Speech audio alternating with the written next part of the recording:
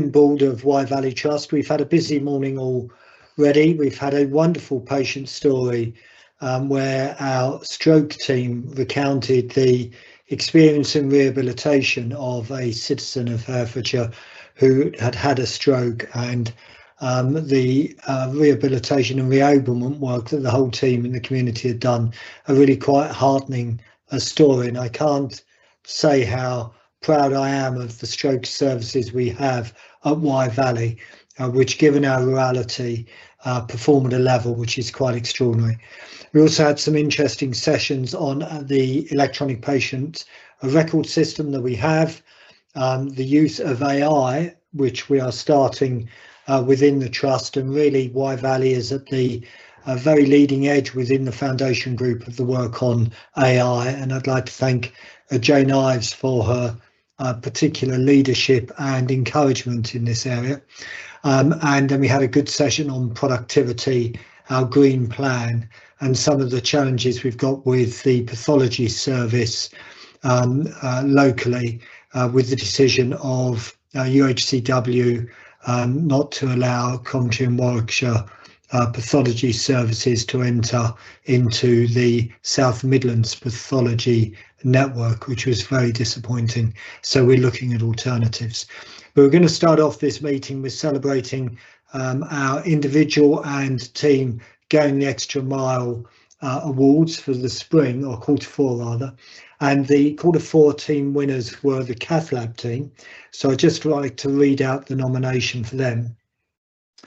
There was a potential staff shortfall that would have resulted in the cancellation of 8 routine patients, which had happened to the same patients previously. It would have been easy to cancel the list and send patients home who had been waiting for months, but thanks to Mandy's proactive efforts, we were able to proceed while ensuring comprehensive care. Sister Heather from CCU volunteered to assist as a scrub nurse. Her willingness to help at such short notice was crucial. Lynn also deserves a special recognition for taking on the role of scrub nurse. Dixon and Alison's expertise and hard work were instrumental in helping complete the full cath list efficiently and safely. Mandy, Tegan and Mia worked tirelessly in the patient area to ensure all pre and post angiography care was meticulously handled. Their efforts to accommodate exemplifies the spirit of teamwork and patient-centred care that characterises our Cath Lab team. The importance of conducting the angiogram list was underscored by one of the patients where their angiogram revealed critical disease, necessitating an urgent PCI at Royal Worcester Hospital the following week, thereby preventing a potential heart attack. Every member of the team played a pivotal role in that day's success. It is their enthusiasm and commitment to patient care that truly makes a difference. I'm not only impressed but also inspired by their collective attitude and professionalism. What a lovely nomination. Cath Lab team, a real shout out. Thank you very much for going the extra mile and stepping in, colleagues, in the way that you did. And then our employee of the quarter is Dan Fern. And Dan has worked with clinicians and across the division and across his division and the organisation to rapidly test ambient AI in the organisation to reduce the time taken for clinicians to make their clinical notes and write clinical letters. Perfect timing, Dan. I'm just reading out your nomination, mate. He arranged a free trial of new technology and, following safety checks, rolled it out across multiple departments and clinicians, supporting other managers to start their own testing programs. The testing and adoption of new AI technology is one of the trust objectives this year, and Dan and the clinicians who are testing have us off to a flying start to increase our productivity. We spent some time this morning, Dan, as a board, having a workshop presentation from Adrian and Jake on Heidi. So really great work on AI is going on. Wye Valley Trust is really an exemplar organisation within the foundation group. So thank you for your work on it. Big round of applause to Dan. Thank you very much. Dan, you're very welcome to join us for the rest of the board. Equally, I'll understand if you want to go and do something even more interesting than listening in. So we'll go back, and I don't think we've got any apologies for absence. Have we got any? Can't hear you, Gwenny, but I think you're saying sorry, no, I don't think so, no. Any new declarations of interest? Please raise a digital hand. Okay, the minutes of the meeting held on the 3rd of April. Are there any points of accuracy, colleagues? Please raise a digital hand for me. Okay, can't see any digital hands raised, so we'll go then to the matters arising, which are on page 8 of our pack. And there was only one, according to the list, which was on the integrated report to give feedback to Gwenny and Jane on the new format of the integrated care executive report in terms of using this approach for other reports, and that's been done, so thank you for doing that. Any matters arising that you feel I've missed? Okay, so we invited our PFI partners to join us in this part of our public board, but they decided that they didn't want to meet us in public. Our PFI partner is an incredibly important strategic relationship that we have to ensure that the very large amount of money that we pay every year for the building's maintenance and site are at the very highest level, but they have answered some of our questions. So, Alan, how would you like to summarise the PFI performance report, please? Yeah, I'll just give you a summary of where we are with this. This is driven by a number of estates-related failures that we had over the winter, that both impacted on operational performance and patient care, and this persisted for several weeks at one of the busiest times of the year for the trust, and caused us a number of problems.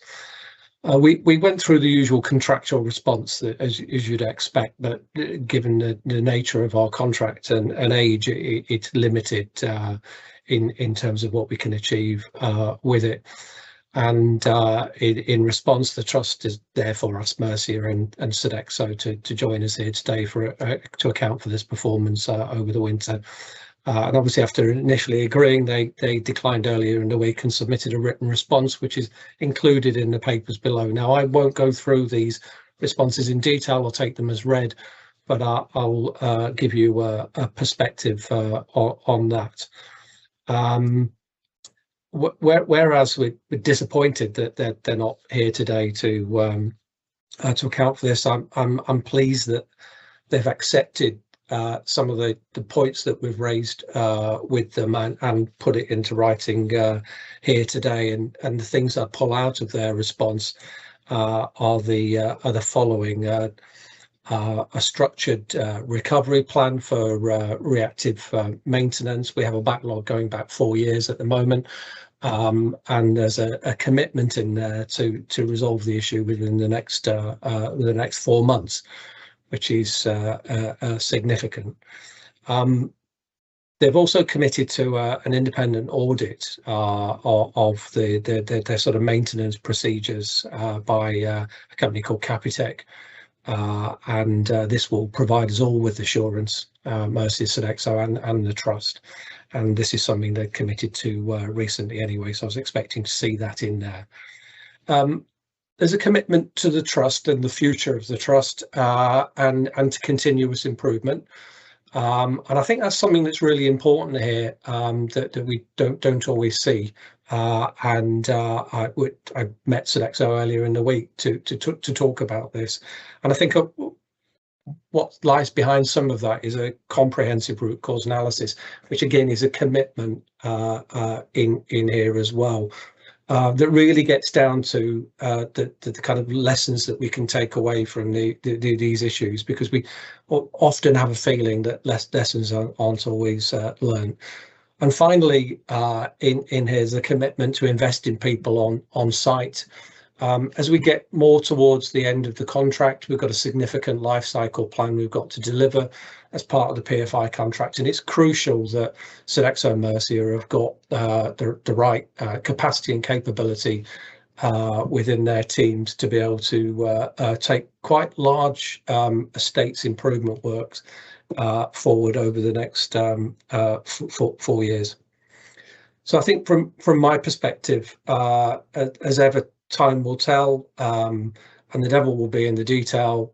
We haven't seen these reports or plans yet. We haven't had that assurance yet. So I welcome the response, but we still remain to be assured by what we've been promised here. And it's important that we understand what the root causes of some of these issues are, as I've said. We will continue to manage proactively through our PFI contractual meetings that we have, and I'll report back to the board on a regular basis. As I say, it's crucial we keep on top of this and that we hold our partners to account on this, particularly in the last 4 years of the contract, when we've got such a major programme of work. A lot of this lies in their hands, and we've got to work with them to make sure that they can deliver what the trust needs over the next 4 years. So that's it from me, Russell. Very helpful, Alan, and on the face of it, I think quite assuring. But we do pay the money for this work to be done. It's not as though we're asking for things to be done that we don't pay for. And the backlog maintenance issues are extreme. Can I suggest to the board that, given that they said it will be all resolved on the maintenance side in the next 4 months, again in the public session in 4 months, we discuss it again and see whether it's all done? Does that sound like a sensible idea? Seeing some nods around the table. Okay, so we'll do that. Any other questions to Alan on the report? Okay, so I think members of the public can be assured that we are doing our best as a board to ensure the taxpayers' money is being appropriately spent, albeit this contract does give us very little scope for doing much different. Jane, and then we'll move on. And not a comment so much as some additional information. Last week we had the regional team here providing some assurance and oversight in terms of infection prevention and control. They noted some significant improvement, but the one area that they remained really concerned about were the estates issues and the fabric of the building in showers and toilets. So and really that is back to that backlog maintenance and responsiveness to mend things as they inevitably wear out and become damaged. So the regional team noted that. Okay, thank you very much, Jane. All of these PFI contracts have challenges, so I don't think our one is any different. Colleagues, happy to move on? So I think we're on to the CEO report. Stephen, over to you. Yeah, thanks. And just to say, really pleased to be here at the board, presenting and being part of Wyre Valley's journey now. There is an awful lot going on now. I'm sure board colleagues will be aware of, members of the public watching. We are still expecting the 10-year plan to be published. We still have ideas of what they're about, so they will align to where we're taking it and we'll feed through. And another important document we're expecting imminently is the Urgent and Emergency Care National Plan. So I will pick that up in following reports, but just a signal. So the one that I thought I'd concentrate on this time is around the ICB reconfigurations and clustering. There's been quite a lot of movement around that, as you would expect. And in the document, I've put that shift of the new focus for ICBs that they will be looking at.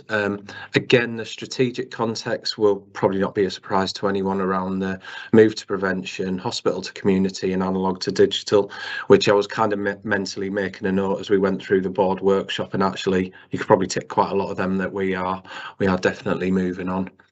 I've referenced in the report that we're clearer now about Hereford and Worcestershire going into a cluster arrangement with Coventry and Warwickshire, which is really helpful in terms of the foundation group basis for that, and existing relationships that we will be able to tap into across both systems and how we take that forward. I've kind of then led it into, because we've still got a lot of work to do around building that sustainable future, both from a improving service point of view and from a financial point of view. And again, referencing the board workshop, the work that Chizo's been leading on and really making progress around our fragile services really reflect through that. So what I'm trying to paint a picture is, I think there's a real, I would call it like a strategic consistency with what we're trying to do. So despite all the flux and everything going on nationally and regionally, we're kind of still on with the things that we need to do, and it's being consistent. I did have to put a big shout for Jane and the work that she led, particularly around the Operational Excellence Conference, which was brilliant. And we're starting to see some benefits of that. So it was operational managers from across the foundation group presenting various projects that they'd led, as well as kind of sessions that they'd done in their development. And we're starting to see that across the group of where they've referenced it. And we had one this morning where people had looked at South Warwickshire. And I know that's also gone on in Worcestershire as well. So I think the next development of that we've got to think through is how we get that working with our clinicians, because that'll be another step change for us. So we will look at that. I've put a note in from the Integrated Care Division. So again, as a link, they presented the work that they are doing around the urgent care response, and that was brilliant. And I think there really was something for all of the other members of the foundation group to look at there, particularly how it's helping West Midland Ambulance Service and trying to put move people away from the emergency department.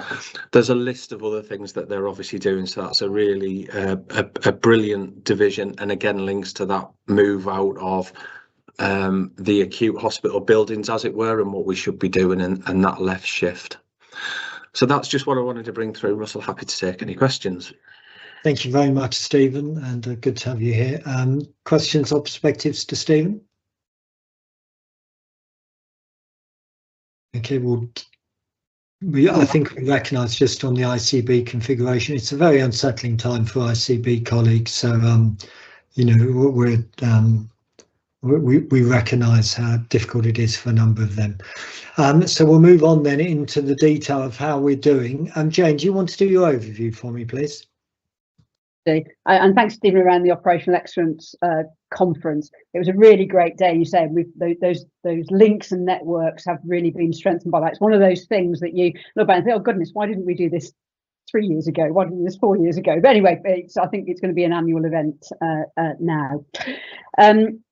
So today we're approving the financial plan and the divisional budget. So I wanted to start with finances and financial performance. So an encouraging start to the year. You know, month one's come in as we needed to, but as the year progresses, those financial targets are going to get harder. We have now identified all of our CPIP schemes, although a number of them are sort of thematic with an approximate value. So it's the moving them now from ideas into real delivery. So a lot more work to do, but we have identified all of the areas that we're looking at. So cost and productivity improvement isn't the only risk that we have financially. Income is also a risk, and I did want to highlight the issues with our Welsh commissioners. Now, commissioners are absolutely within their rights to manage within their budget by managing the amount of routine and elective work that's done for their patients. But this is a very significant change. I mean, we've got a few hundred patients who are over a year now, and our Welsh commissioners are asking us to push back the waiting time to 2 years for patients who are waiting for procedures and to a year for those who are waiting for outpatients. That's going to impact on about 10,000 appointments or elective procedures a day, and some of those by up to a year. So obviously there's a clear impact on patients with that, but also it leaves us with a financial problem because where we're able to take out the costs as well as the activity, we will clearly do that. But we're still working through the detail. But we do believe we will be left with some stranded costs where we can't take out the cost associated with that activity. So that gives us a financial problem, and we're looking to mitigate that, and we'll come back to that once we've finalised all of the detail. But actually, more importantly than that, once those commissioners ask us to then reduce the waiting times, we've got a backlog problem again that's bigger than it currently is, and so there is additional cost of them putting on additional activity. So it is building up a sort of an extra cost and inefficiency into the future. So, I mean, what I would say is, recognising commissioners have to do what they need to do to manage within their budget, I think this is a very poor value for money proposition and has real impacts on patients. And we would expect that we would see additional emergency patients from those who are now waiting longer than they already would have done. So I think it's so for all of those reasons, it was an area that I wanted to highlight. In terms of performance, quality, finance, our biggest risk remains urgent and emergency care. And Andy's going to update in his section around the work that we're doing across all of that. And we've had some fantastic workshops over the last couple of weeks. But I guess it's really that as our biggest risk across all of those domains. I mean, I guess from my point of view, it's saying, giving that assurance that it is receiving the level of scrutiny and attention that it needs as our highest risk. And I have agreed with Francis that we are going to have a NED safety champion for ED, in replicating really the approach that's been really successful in maternity, which has been mandated nationally. But I think that these risks are big, and so we are going to have a NED dedicated to each safety champion for emergency care. So that was as much as I wanted to say as an introductory comment. No, really great, Jane. Colleagues happy to go into the detail or want to ask any questions to Jane and what she said? I think the NED safety champion on ED is a very sensible one, and Stephen, it's one you and I might want to take forward into Worcestershire as an idea as well. We'll move on then into the detail, and up first is quality and safety, and Chizu and Lucy, over to you. Thank you, Chair. I'll go first with a bit of an infection prevention focus, if that's okay, and then I'll hand over to Chizu for mortality. So just 3 elements to infection prevention and control that I want to touch on this time.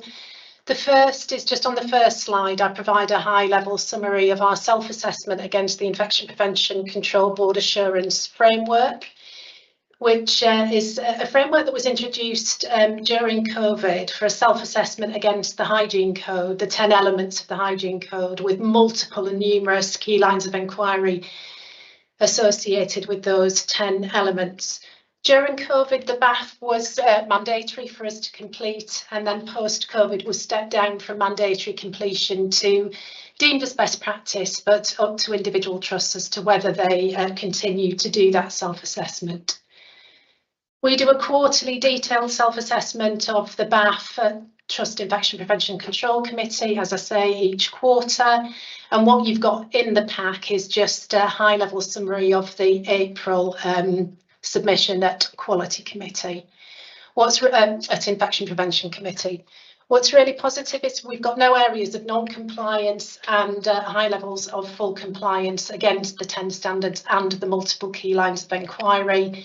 And as you can see in the pack, we've only got a small handful of areas of partial compliance.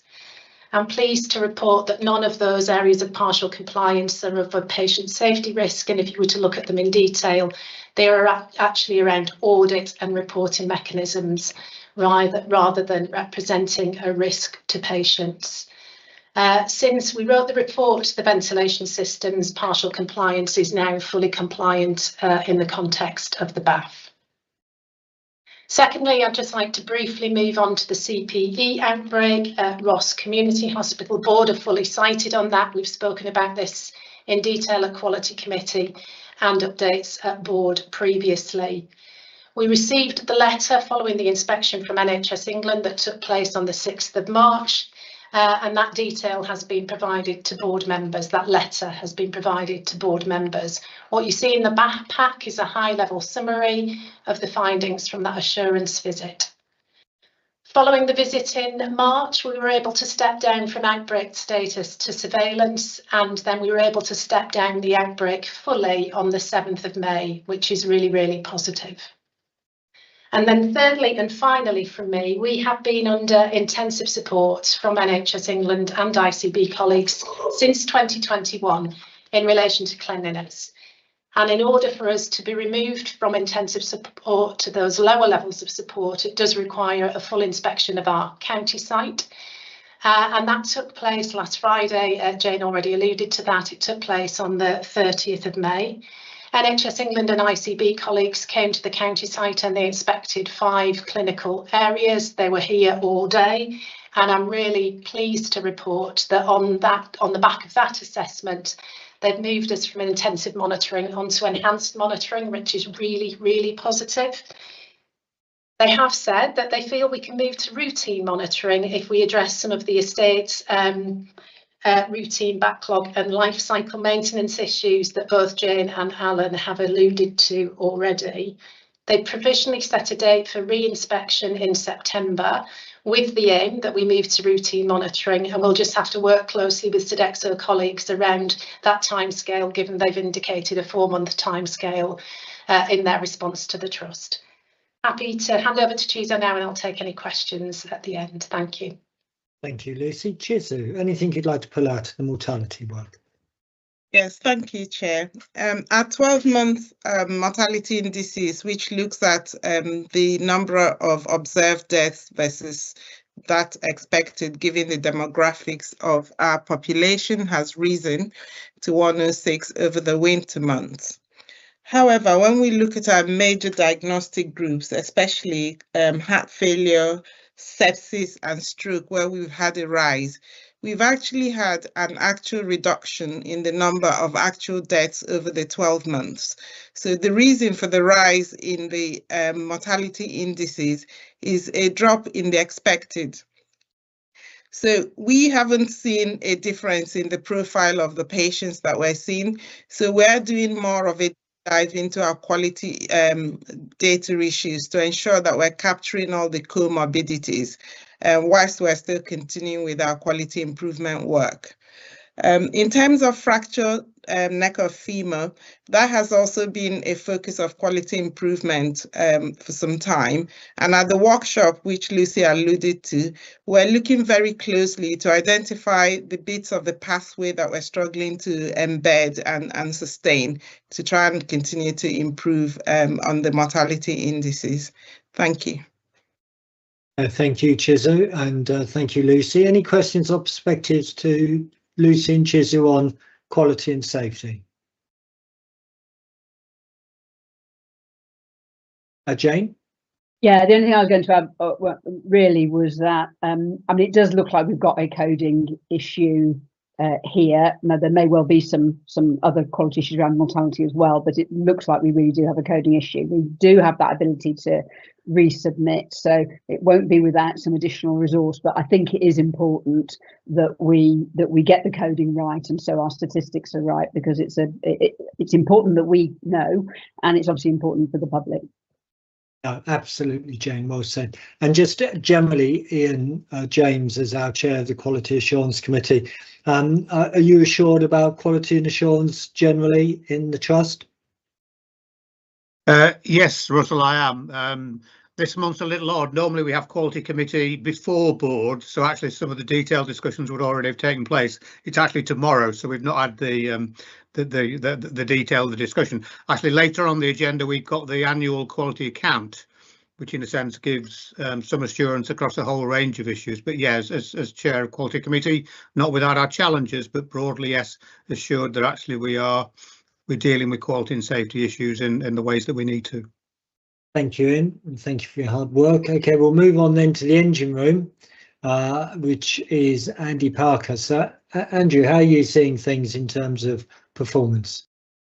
Thanks, Russell. I like being called the engine room. That's a nice ring to it.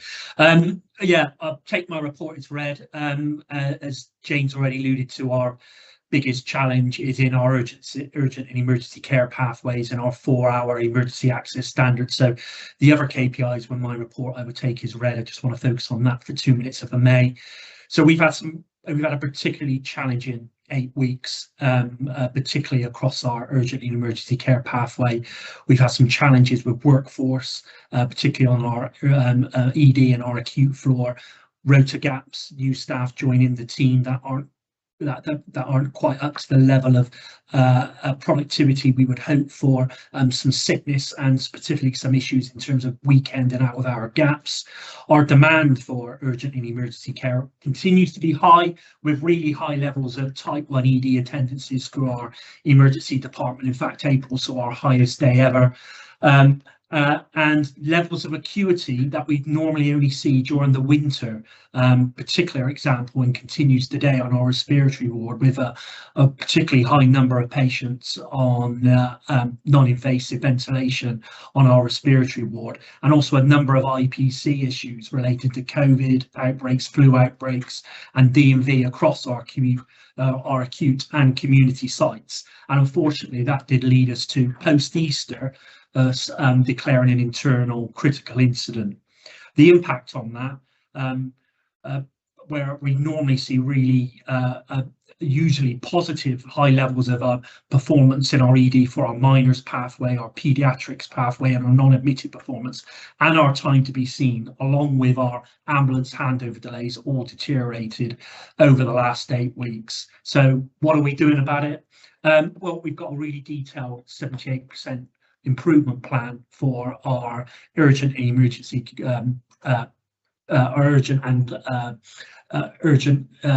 urgent and emergency care pathway and our 4 hours emergency access standard. And there are a number of actions and developments in place, and some of those we discussed with our medical division at their finance and performance executive meeting yesterday, including some immediate actions on our ED rota, particularly that out of hours and weekend shortfalls and senior oversight.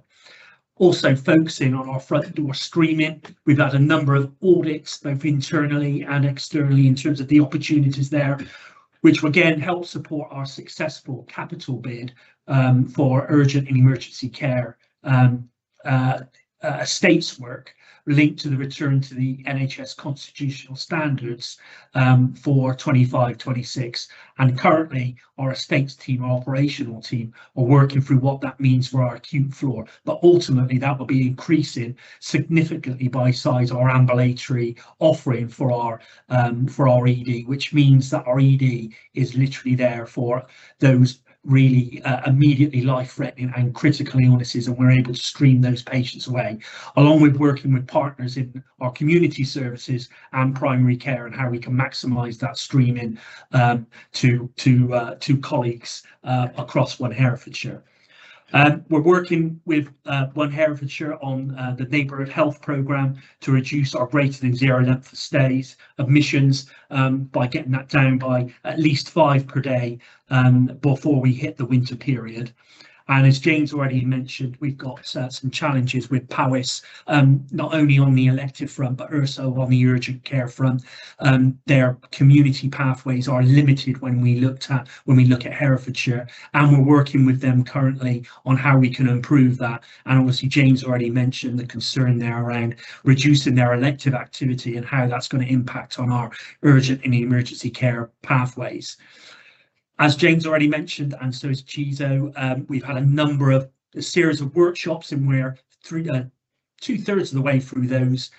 Currently, they're big room events involving a whole MDT of our operational teams, from operational managers to senior consultants to some of our resident doctors to our nursing teams, operations, AHPs, the community teams, our discharge teams, in really big all-day sessions, and the last of those are on Monday. And we're looking at those key objectives in terms of how do we improve streaming navigation at the front door, how do we develop our SDEX at scale, how do we reduce the time to be seen in ED, reduce the congestion, looking at those ward-based processes, reducing our high reliance on temporary escalation spaces and escalation spaces, and ensuring that we've got high patient, improved patient experience, improved patient safety, and delivering our commitment on delivering 78% emergency access target, reducing our 12-hour delays, reducing our ambulance handover delays.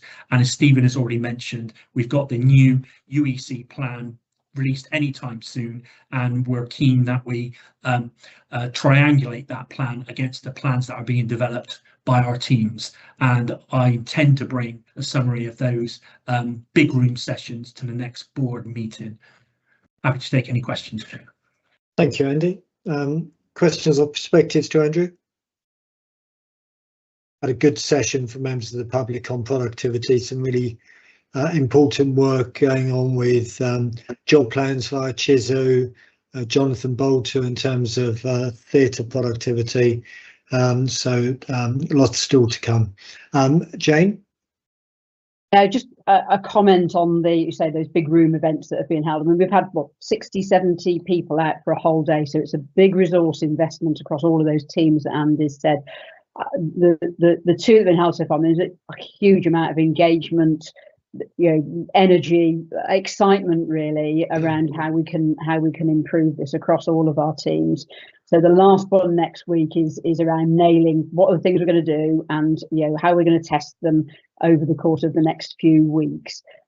So I am expecting that we are going to see some significant improvement out of the work that's been done, but particularly to commend Andy and Chizu and Lucy, who the three of them have absolutely led this piece of work, and hopefully it's going to do what's intended to do. Yeah, look forward to seeing the results of it. Shall we move on then to Jeffrey on the people side? Jeffrey, what would you care to pull out of your report, please, my friend? Thanks, Russell. The new NHS VSM framework has been published, and this will be coming to the Remuneration Committee next week for further discussions. We've also had published the pay award for 2025-2026. However, the BMA are currently balloting resident doctors in view of potential strike action. We will find out the outcome of the ballots in July, and we will take the necessary steps to ensure that we are prepared to maintain services if we have to. With ongoing concerns about high sickness absence, we have revised our absence policy and introduced more stringent attendance measures. We should therefore see a reduction in sickness absence over the coming months. We are currently conducting a comprehensive review of our corporate departments and our admin structures. This work will be completed by the end of June and will inform our organizational-wide plan, which would help us address the ask to look at our workforce. We continue to promote EDI and health and well-being programs such as the Equality and Human Rights Week and National Walking Month for our employees, because we are determined to ensure that our employees still maintain good health and well-being within the workplace. Finally, we are rolling out e-rostering to all the clinical staff groups, so that will be the plan, or that is the plan over the coming year, because that is important for workforce efficiency and also for workforce productivity. And just to end on a light note, our annual Wye Valley Family and Fun Day takes place on the 21st of June at the Halo Leisure Centre, and everyone is invited to join us and have fun on that day. Thank you, Chair. Thank you, Chizu, and thank you, Jeffrey, and they are a good day. Any questions or perspectives to Jeffrey? Ian? Just wanted to ask you to comment a little bit more, Jeffrey, about the turnover for healthcare support workers. generally our work on turnover has been excellent, actually, in terms of initiatives to retain staff, but obviously 18% turnover for healthcare support workers is quite high. And then when I was reflecting on that, I thought, well, actually, these are our entry-level care workers, and to some extent, we would expect turnover perhaps to be a little bit higher because some people come in, they try something, and others we want to use it as a stepping stone into other roles. So I just wanted to clarify, is the 18%, those are people who come in and then, as it were, leave the organisation, or do any of those go on to do other things, either in the trust or in health and care? Right. It's a combination. It's a combination of both. But what we find is the new entrance into the workforce, for a variety of different reasons, they don't tend to stay on for longer than 6 months. So we are currently putting in place a more comprehensive support and pastoral care programs to look after those individuals, and working very closely with our ward managers so they can have that mentorship, that support from day one, as well as the practice development skills. So we are also looking at extending the support through local colleges, through apprenticeships, so we can encourage those individuals to think about their career progression as well with us. So we're putting some more things in place to support that entry-level position. Thank you. And Nicola? Thank you. Ian got my first bit of that question, so he got in first with it. But I suppose the other question I'd got, Jeffrey, is it's really interesting in the nursing and maternity numbers, and that we're not going to be doing the international nurses this year that have been so good for us, because we are getting now UK-based applicants.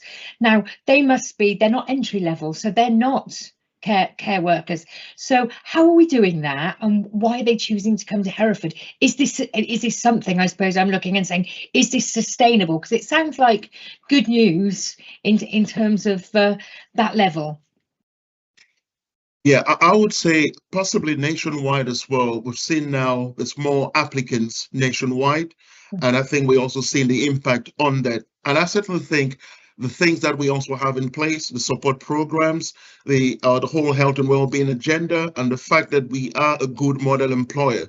When you look at our staff survey results, all the work we're doing with the universities, I think we are we are an attractive proposition for a number of those individuals. But I would say nationwide, we're seeing a sea change, but also the things we have in place, I think we also attracting more people to come to Hereford.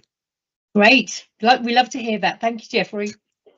Yeah, I'm definitely aware, for example, in maternity, that this year there's a lot of trainee midwives that are available, which frankly the NHS won't be able to employ all of, which I find a bit of a nonsense, to be honest. The NHS spends almost £2 billion a year on litigation around maternity services.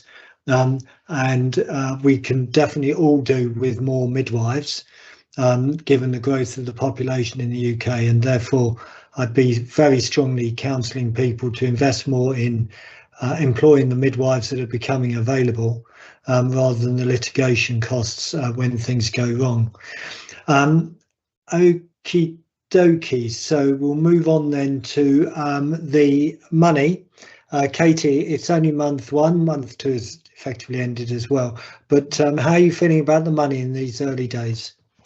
Thank you, Chair. So just two key areas I wanted to draw out today for colleagues, and I'll take the paper as read. As you say, it is month one, so it is an intentionally cut down report this month, and we'll return to the sort of usual broader piece from next month. In terms of month one then, so we're on plan, and we've delivered a small overachievement on our cost improvement programme, which is really pleasing despite some of the operational pressures that Andy described and some of those sickness levels.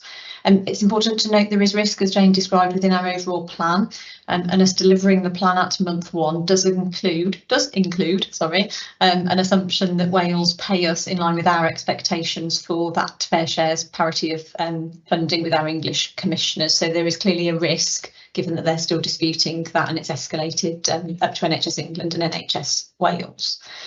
In terms of our progress on CPIP, we've made some really good progress in terms of closing down some of that unidentified element of our target, and are really continuing to focus on de-risking the target and moving opportunities through into firm plans and delivery.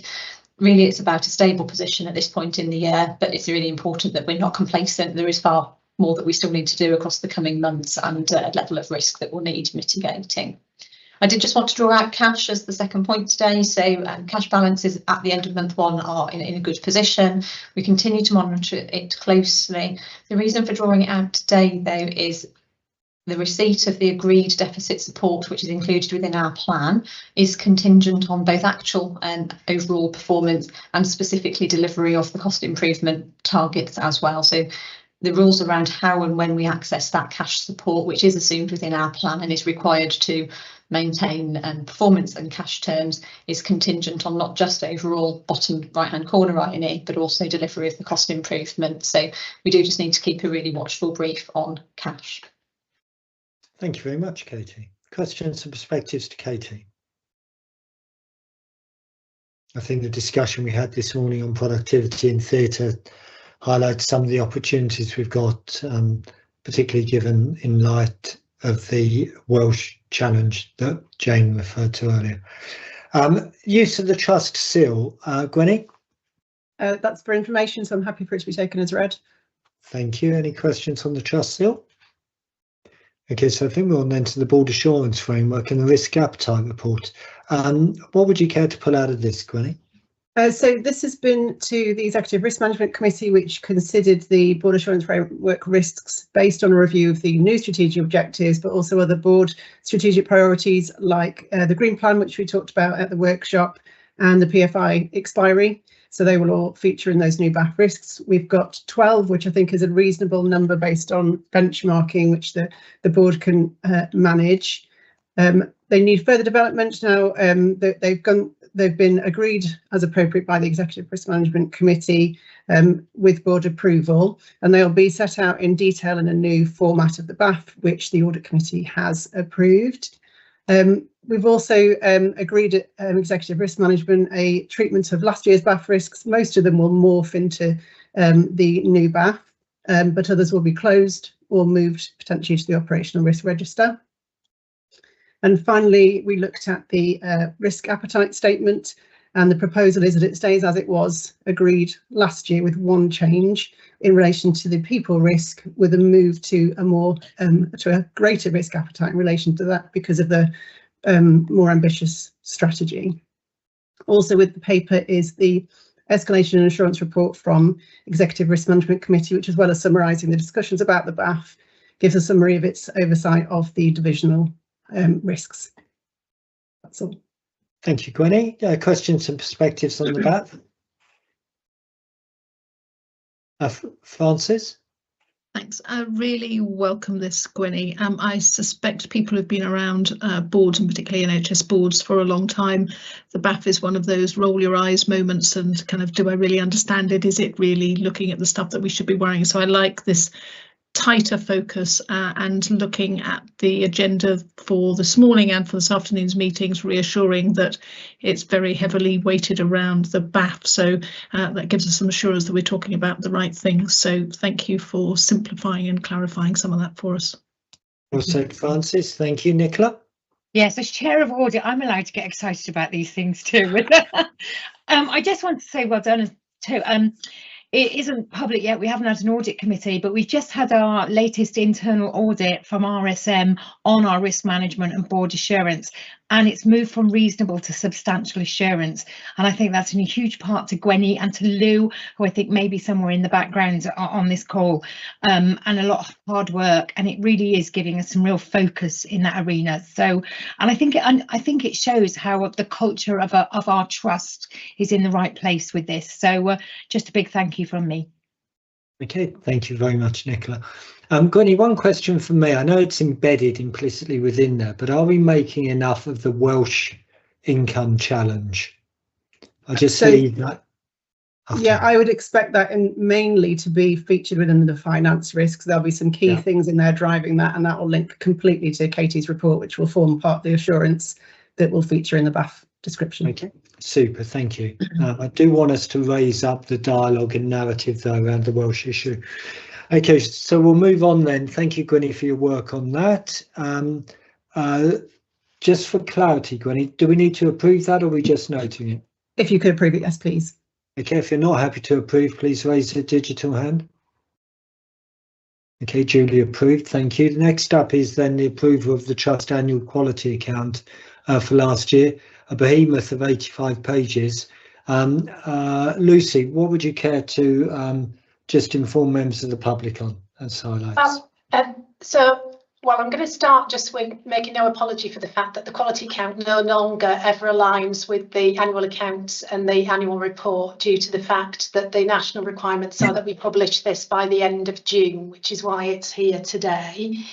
Pre-COVID, they stood down the expectation for the quality account to be subject to an audit opinion, so it's no longer required. From my perspective, it has been developed in line with the national requirements, and that's hence the length of the report, because there is no way to make it shorter, although we do have more artistic license than we would have done previously. It has been reviewed virtually by members of Quality Committee and endorsed by our Managing Director and Chair of Quality Committee to come here for approval today, given that Quality Committee doesn't meet until tomorrow. It will be subject to a final proofread, and clearly the statements that are required from our ICB partners, and clearly if there are any material concerns raised through that, I will make sure that board members are aware. I just want to step back. I'm not going to highlight it. It's there to be read. We'll feature on the quality account in our annual public meeting later in the year. But I just want to say, if you do step back and look at it and read all of it, firstly, my thanks to Rachel, who pulls the account together every single year, and she does a really cracking job. But finally, just a thanks to all of our teams who do really great things every single day. And when you read the quality account, it just reminds you of that. So all really for me to say is we're seeking approval so that we can do that, those final checks, and get that published on our website at the end of June. No, thank you, Lucy. And like you say, thank you everyone who day in, day out basically makes all of this stuff happen, which allows us to get the assurance that we do. Ian? Yeah, just a couple of comments to add, Chair, as Chair of Quality Committee. As you said, it's a big document, and annual reports by their very nature often are, and they're not always the easiest of reads. I did want to point out, actually, I wanted to thank the Patient Engagement Committee who've been involved this year in commenting on the production. And I do think, actually, although it's a big document, it consists of a series of easily accessible sections which are readable. And what they do is give you the range of the whole different set of perspectives that we consider at Quality Committee in terms of assessing how safe and the quality of the services that we provide. And as Chair of Quality Committee, it's really helpful just to have all those together in one place. And I think the other bit I wanted to add is it's quality and safety. It's complicated. We deliver a lot of different complex services. The one common denominator, which members of Quality Committee will be aware that I always remind us, is that our mission as a trust is to deliver a quality of care that we would want for ourselves and our family and our friends. And actually, that's what cuts across everything that's in the quality account. And hopefully the annual quality account gives a sense of the range of things that we look to ensure that that is the case. Yeah, no, absolutely. Well said on all of our behalves. So team, obviously there's still a final proofread and so maybe some minor changes, but are you happy to approve? If not, could Ian, if you can take your digital hand down. If you're not happy to approve, please raise a digital hand. Like we said, please pass on our thanks to Rachel, but duly approved. Thank you, Lucy. And then we've got another big document, which is a Hereford and Worcestershire NHS 5-year joint forward plan update for 25-26. Alan, again. Russell, I will take this as read. This is a document that comes before the trust annually. It's a limited refresh based on the previous one, so that the board has seen previous iterations. So I won't go through this at all. I will take it as read. The board is being asked to endorse it, not approve it, because the approval body is the ICB. This has been updated to reflect the delivery across the system in 24-25, our plans and priorities for the current year, some information on the Building a Sustainable Future programme, which I think is important to highlight that. and some information on progress around population health management and neighbourhood health across the 2 places that make up the system. We've been involved fully throughout in the refresh of this document and asking board members to endorse this today. Thank you very much, Alan. Again, lots of work put into that. Some really great work in terms of our work on net zero to describe sustainability in a different way. So thank you for your leadership on that. But still big opportunities for the whole system in terms of transformation, particularly in the light of the challenges we have with an increasingly aged population. So questions and perspectives on this? Okay, thank you. So members of the public can be assured we have all read it. If you're not happy to approve, please raise a digital hand. Duly approved. Thank you very much, Alan. Then one of the other things we need to do, and I'm not sure Sean's with us, and so who's going to take this, is, I assume it's you, Andy, thank you, is to ensure we've got emergency preparedness, resilience and response. And our annual report on that is next. Andy, at its simplest, are we prepared? Yes. So this is the Emergency Preparedness, Resilience and Response Annual Report. It's part of the NHS Core Standards and Civil Contingencies Act that the board has sight of the EPRR activities over the past 12 months. It's a statutory requirement. Board can recall about 9 months now ago, I bought the core standards and our achievement and of our partial compliance to the core standards, and how we're on an improvement journey there on delivering our core standards. But this is to update the boards on all things EPRR over the last year, not just the core compliance standards, but the training and exercises, the incidents we've managed and dealt with, the lessons learned, and the board is cited and have assurance on EPRR. I just will highlight one risk, and Stephen's alluded to as part of the changes to the ICB. It's still unclear on what the ICB's role will be in terms of the EPRR going forward. It's likely that they will remain within the region and then with providers, and the ICB taking more of a backward step there. Now, in terms of our EPRR provision, we are reliant on just Sean Smith.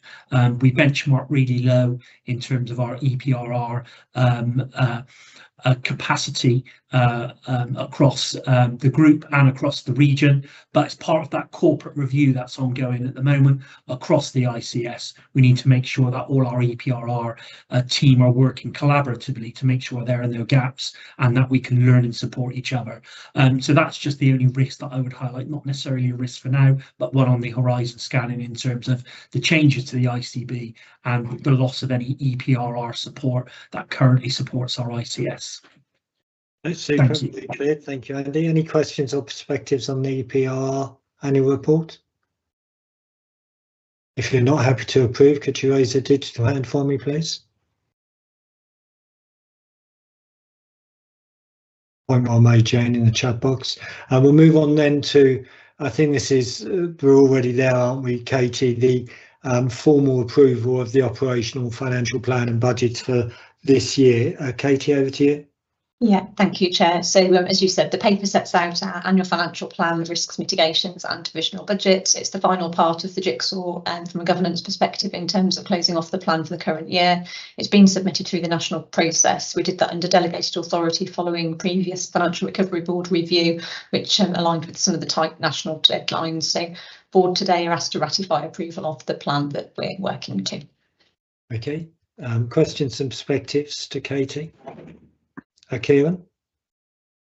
Thank you, Chair. I support the paper and all the effort that the officers have put into producing it. However, I must comment, our governance standards and wider NHS governance standards require that this should have been approved at March. That's not a reflection on our officers, because I know they've been working their socks off, but there is a wider governance failure. No, and which is true across the NHS, Kieran, but your point is well made and well noted. Can I ask a silly question, Katie? If I look at table 1, activity plan, is that activity or is it pound notes? I'm scrolling back up, it's activity numbers, volume. So it's volume. Okay. It'd be really interesting to see that in pound notes as well. If you can just send me a copy. Of course. That would be wonderful. Thank you very much. I'm glad you said that because I thought it was right. Any other questions or perspectives on the financial and operational plan and divisional numbers? Okay, so if you're not happy to approve, could you please raise a digital hand for me? Sean, it's lovely that you appeared because it gives us the opportunity to thank you for your work on the EPRR. We're moving at a fair pace today, so we've already covered it. You're very welcome to continue to join the public board, but as you'll notice maybe from the chat box, a vote of thanks to you for the work you do in that. Okay, much appreciated, thank you. No, much appreciated from us. So we'll move on then for some items for noting and information. We've touched on it earlier in Jane's comments, but first up is the Powers elective commissioning intentions. Anything we need to add to this apart from noting it as in the way that Jane mentioned it earlier, Katie? From my perspective, no, I think Jane adequately covered it in the preamble. The paper's there for slightly further information, and we continue to work in the background as described with operational teams and financial teams to really understand impact and potential mitigation. Okay, I mean, I would say on behalf of people who live in Wales, my sympathy for the delays that you are having to experience compared to English patients. But also it does make it an extremely complicated thing for us to manage on our side. Jane discussed the inefficiencies down the line if we try and catch up, but just on a daily basis, managing these different protocols is very difficult for the team. So thank you for everything you do there. Any other questions on noting the Powers elective commissioning? Joe, thank you for joining us. We're at the FTSE update.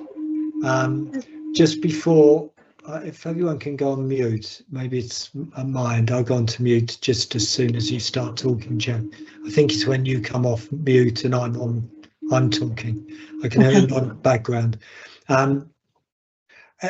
Freedom to speak up is an incredibly important cornerstone of our culture and openness as an organisation, and Joe will obviously pick up on the annual report highlights, but I would really encourage any member of staff to speak up whenever they want to any of the executives or to the Freedom to Speak Up champions or the Freedom to Speak Up lead, so that you can share your lived experience and we can learn from it. So Joe, without further ado, we've obviously read the report, but what would you care to pull out?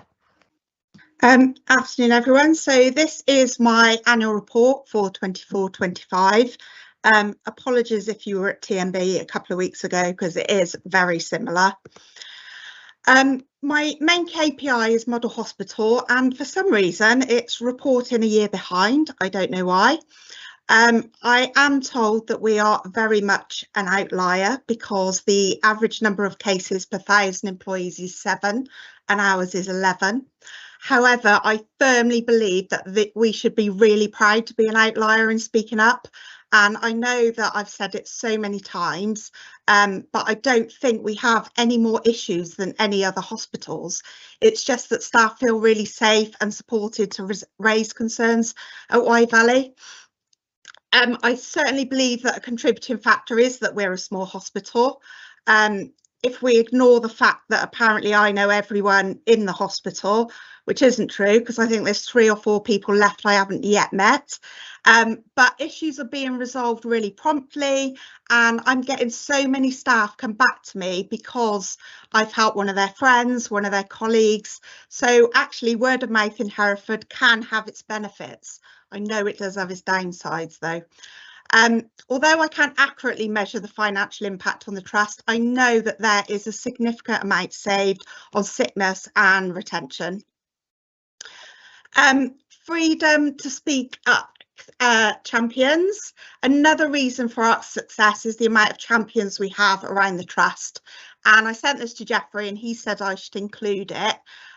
One of the guardians in the West Midlands region was doing a benchmarking exercise and she asked us all how many champions we have. These were the replies that were received, and I'm sorry that it's a bit small, but I've highlighted in red the highest number, which was the Signet Group, and we are the second highest amount of champions. But if you look at champions per 1,000 employees, we've actually got, I think it's 24 champions per 1,000 employees, and Signet as the highest have only got 17. So we've got a really, really good ratio, so people know what speaking up's about and they've got champions in all of their areas. Staff survey showed that we had an increase in staff feeling safe to speak up about anything that concerns them. As you know, we're the navy blue line, we're above average, but I shall strive to make sure that we are the green line and that Wye Valley is the best result that it can be.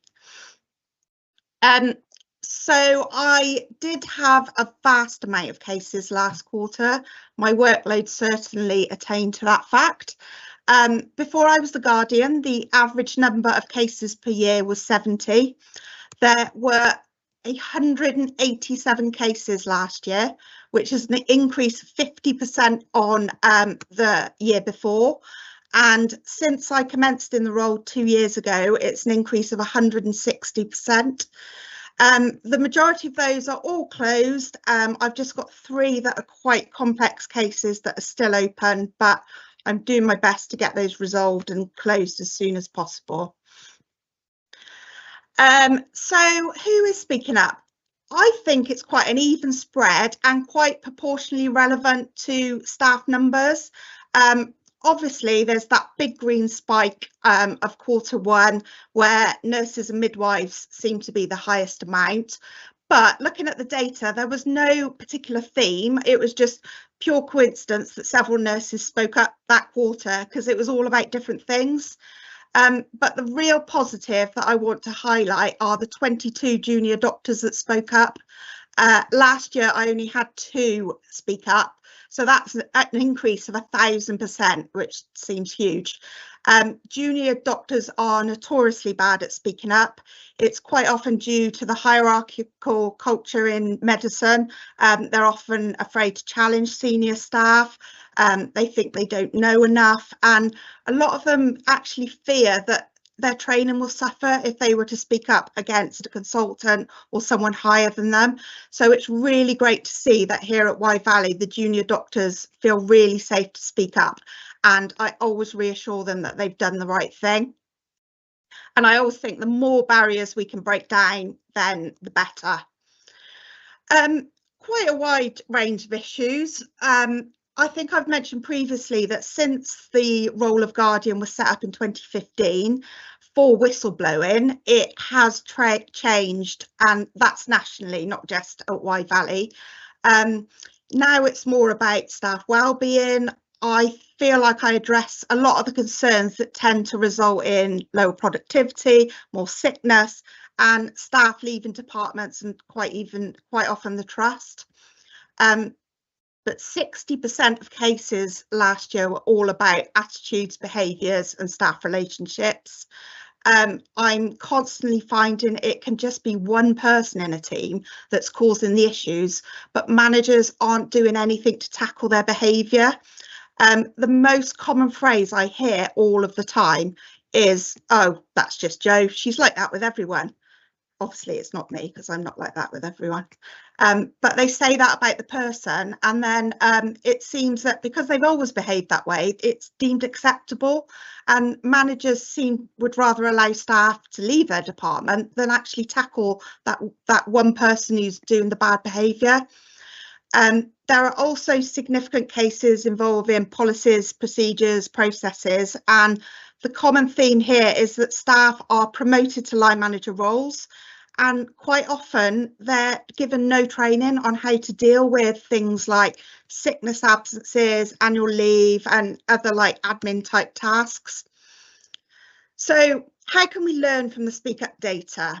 I'd really like the board to consider making Civility Saves Lives compulsory for all employees. Initially, that would have been impossible because it was only me delivering the training.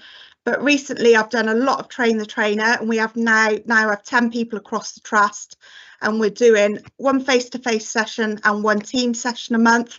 But we're also now able to offer bespoke sessions for teams, which is really, really good. And we've had a lot of bookings in the last week. Also, I think that the leadership and management course should be made mandatory for all new managers. Yes, we offer an excellent course here. The content is really, really amazing. So as I do know a lot of people, I thought I'd do my own little mini audit of managers. And I cannot believe that 60% of the people I asked had never even heard of the leadership and management course. And we might all say, oh, well, it's Interest Talk every week, you know, it's on newsletters. But I remember as a clinical member of staff, I never read Trust Talk. I just didn't have the time. So we need to think, it's true, we need to think of other ways that we can get it out there. I'd also like to add that I read it every week now. And also that I learned yesterday, which I didn't know about, here's Lucy, is a difficult conversation training that we provide, which I've now booked myself on because I definitely need that. But also that would be really, really beneficial to new managers so that they can start tackling these behaviours. And then finally, I think we are so good at looking after our newly qualified clinical staff. They go on the preceptorship course, they get given a buddy or a mentor, but I don't feel that we offer the same support for managers, especially in admin or areas like that. Maybe they need some sort of competency programme or something similar. But I thought the example that I could not collect blood from the fridge without being competent to do so. Yet somebody can go and do a return to work interview, which we all know can still have a really big impact on someone, and they can do that without any training. So I just would like you to consider those things, and thanks for listening. Jo, can you keep that up? I think that is a fantastic update and a really good list. And I don't want to put colleagues on the spot because I don't think that's fair. But I think they are three very good challenges Jo's laid down. So can I ask us when I say us, I mean the executive colleagues, for the next board to come back on with the challenge, why can't we do that? But Jo, I think there are three really good challenges to us. Can I just add to that at TMB, Andy Parker was very receptive to it, and we're going to sit down, him, Jeffrey and I, and see how we can sort of take it forward to try and reduce my cases, if nothing else. Yeah, but I think, you know, those three things you've got up there, the Civility Saved Lives, the leadership and mentoring, the buddy system for new managers, I think are three good challenges. So if you're sitting down with Andy and Jeffrey, great, but for the next board meeting, can we have that down on the, if you like, action points? Really great challenges. Thank you very much, Jo. Questions and perspectives to Jo? Ian? Just a couple of things to add, Russell. I'm the Link non-executive director for Freedom to Speak Up, so I meet with Jo from time to time. We keep in close contact. So yeah, I just wanted to firstly just endorse actually what a success story this has been. Jo's been in this role now for less than 2 years, but this has been a tremendous improvement actually in the visibility of Freedom to Speak Up, champions, all the things that Jo's mentioned actually. So just wanted to thank Jo for that. And then secondly, just to focus on how do we learn from the themes. Last year, I recall there was the whole issue about with lots of people doing Speak Up and raising the profile of Speak Up, and actually there was an issue about managers listening up. and managers doing listen up training, and naturally we took that on board, and there are some figures in the annual report about the increase of managers doing the listen up training. So this year, I think, and Joe's set it out and you've strongly endorsed that, Chair, it is around the three things there on the slide. The core that I would focus on, which I think is the nub of the discussions I've had with Joe, is this issue about first time managers, and actually those first time managers being supported to deal with some of the difficult situations you naturally come across working in difficult situations and staff relationships, and how sometimes you need to have difficult conversations with people, and that's, you know, the three things are all important, but I think that is an important one that we will need to focus on.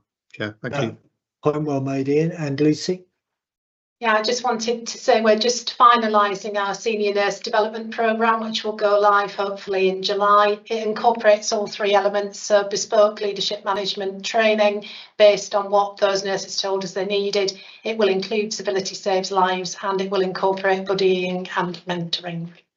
Okay, thanks, Lucy. Great to hear that, but I do want that sort of general across the organisation feedback at the next board. And Chizu? Just to reiterate, we too now have a leadership and management training for our medical staff, and that's been ongoing in the last 18 months. Yeah.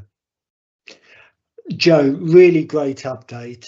Thank you very much for your work, and those numbers in terms of FTSE champions on a normalised basis, really encouraging. But it's all of this is happening not just because we're supportive, but because of your energy and your professionalism. So please do keep it up. Look forward to seeing you again, and we'll be talking about it next month. Thank you. Okay, bye. Okay, team, good session. So the patient experience quarterly report, still got a lot to cover, guys. Anything you'd particularly like to pull out of this, Lucy? Yeah, Chair, I'll be brief. It will go to Quality Committee tomorrow for a fuller discussion, just because the timings are back to front this month. So I'm just going to do what am I worried about, what am I watching, and what am I pleased about. So what am I worried about? I'm still worried about the number of complaints received and the number of complaints that we don't resolve on the initial response back to the complainant, because we should be getting it right first time every time if we engage with individuals properly in the first place. You can see in the pack the family and friends feedback. We do get proportionately more positive feedback about staff attitude than we do negative, but when you triangulate that with complaints and concerns data, I do think we've got a challenge around working with staff around attitude, and we've asked the Patient Experience Committee and the divisions to focus on that. What am I watching? We launched the new interpreting service in April. The early green shoots of that is it's going really well, lots and lots of positive feedback from the services that are using it, and it's also showing sort of early signs of significant financial savings, but also better quality for patient experience.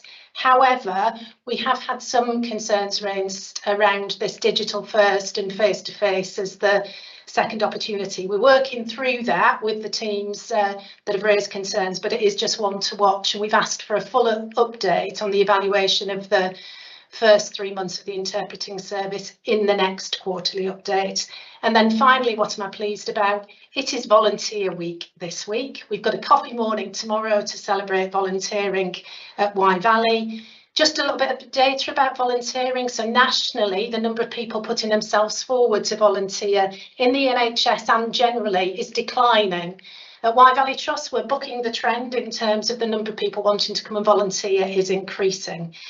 We've had this positive rollout of the contact centre that we heard about earlier today around productivity and reducing people who don't attend outpatient appointments, and we've made that commitment to the volunteer steering group to expand our volunteer workforce for a greater reach into the organisation. Thank you. Thank you, Lucy. Any questions or perspectives from what we've heard from Lucy? Big call out to our volunteers. I would just like to thank, because I think often it's a thankless task, our complaints team. Can you thank them on behalf of the board, because they almost always hear where things have gone wrong, and you can just imagine day in, day out that must be wearing, but it's an incredibly important function for us to fulfill, So can you please thank that team for what they do? I hear the point that often if we address a complaint earlier on, it wouldn't develop and get so serious. But for the complaints team, I'd particularly like them to know the board thank them at this meeting.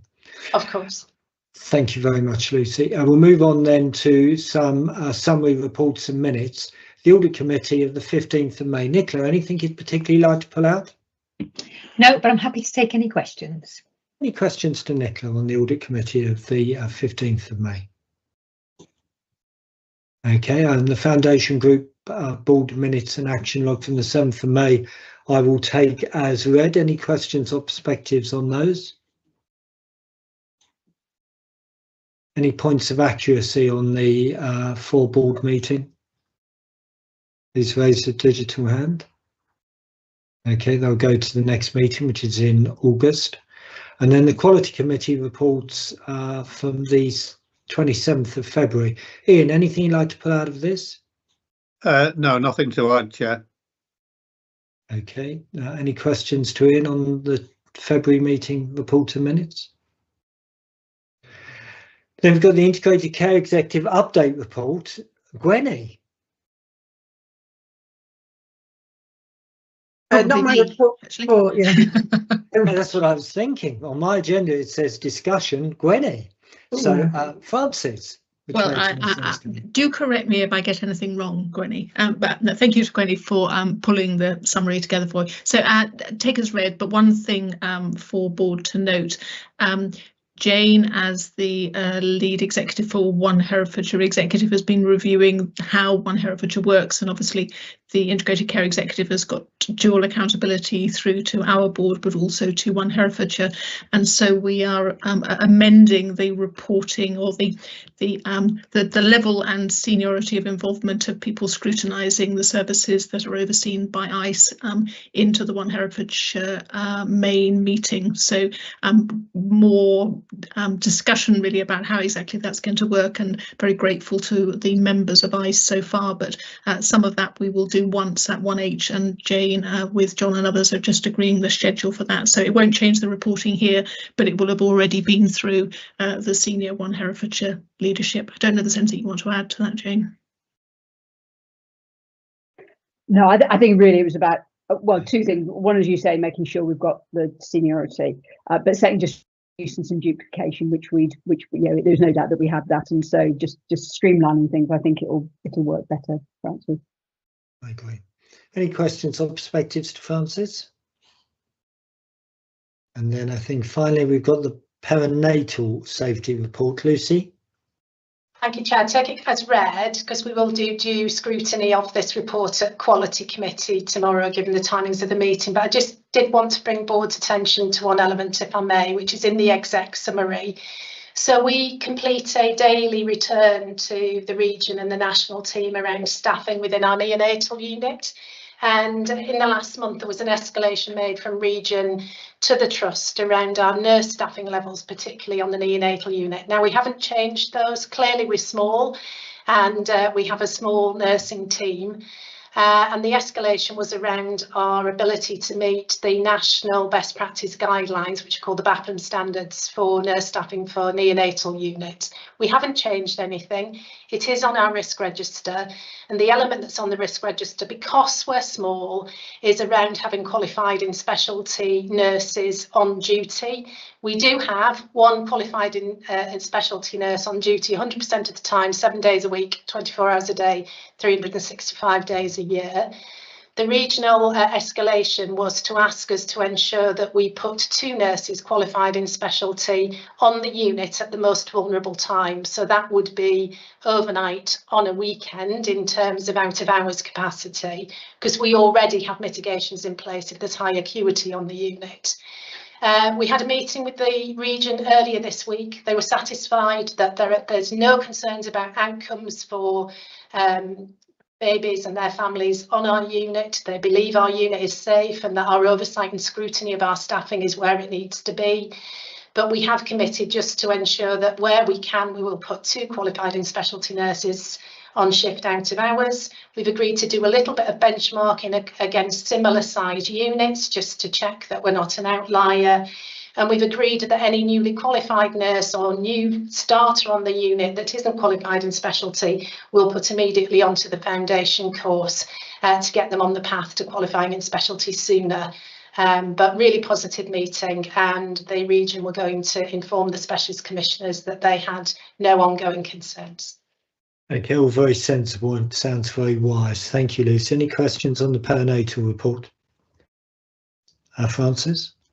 Thank you. Yeah, just echoing what Lucy said. So we will talk about it more at Quality Committee, but for board assurance, it is something, and the qualified in specialty staffing levels is something we discuss on our monthly walkabout as maternity and neonatal safety champions, and great confidence in Elaine Evans as the ward manager and Sarah Powell as matron as to how flexible they are. And it is a consequence of being a small unit, quite a long way from tertiary units, but we are very glad that people are inspired by the calibre and the culture of the organisation and that team to come and work with us. So it's about making sure we have enough opportunities for particularly newly qualified nurses to have access to the further training to become qualified in specialty.